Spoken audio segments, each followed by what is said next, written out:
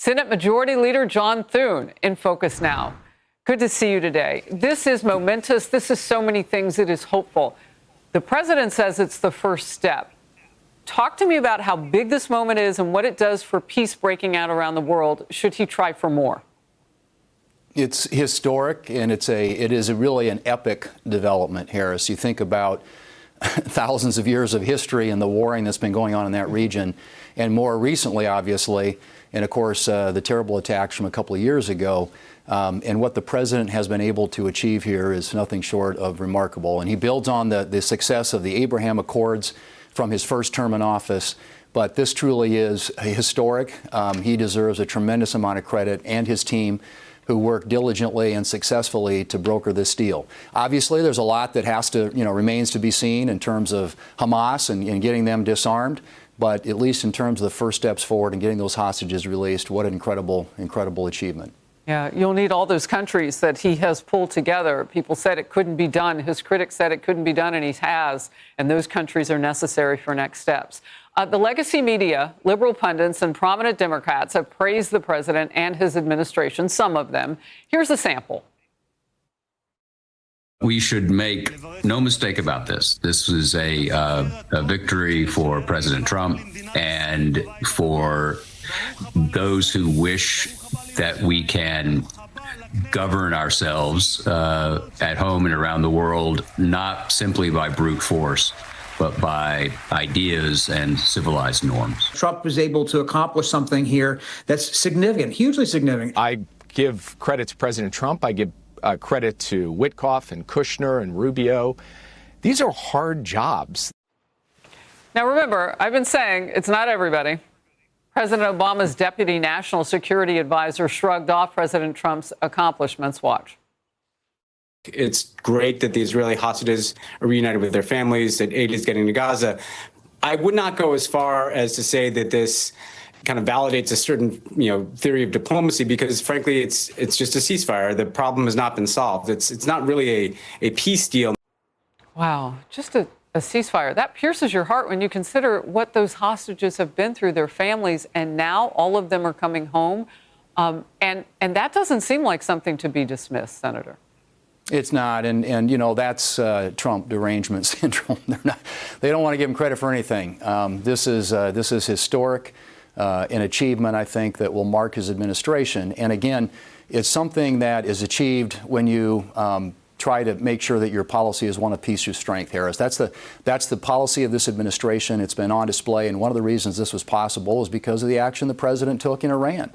And that enabled a lot of this to happen. So we've got some other challenges around the world, but the president and his team is intent on ensuring that they are trying to bring about peaceful outcomes in some of these war-torn areas of the world and to save lives. And this is going to save hundreds and thousands of lives in that area.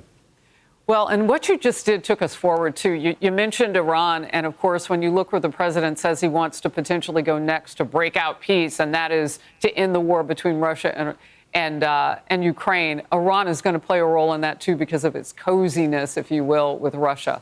Let's move forward. Day 14 of the government shutdown. Today, the U.S. Senate is set to return and hold its 8th test vote on Republicans' House-passed funding plan. Like each time before, Democrats are expected to block it. The shutdown is already climbing the ranks as one of the longest in U.S. history. Right now, only 4 shutdowns have lasted longer. Here is House Speaker Mike Johnson. Welcome to day 14 of the Democrat government shutdown.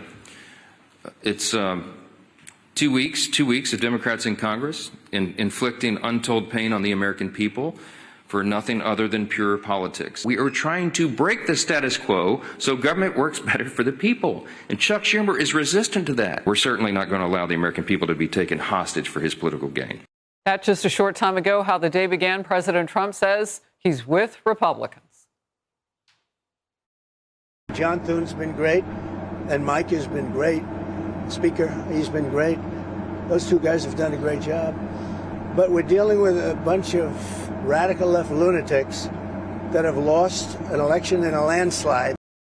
Before we go back to the senator, let's speak to what the president just said. On the Democratic side, House Minority Leader Hakeem Jeffries is calling for his members to return to D.C. to show they are ready to negotiate This despite all but one Democrat voting against the House funding resolution.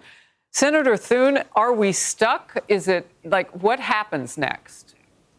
Well, we're only stuck as long as a handful of Democrats decide they want to follow the leader and play politics rather than do the right thing on behalf of the American people and open up the government. That's where we are, Harris. We're going to vote again today. We have 55 of 100 United States senators voting to reopen the government. We need 5 more Democrats. It takes 60 to do most things in the United States Senate.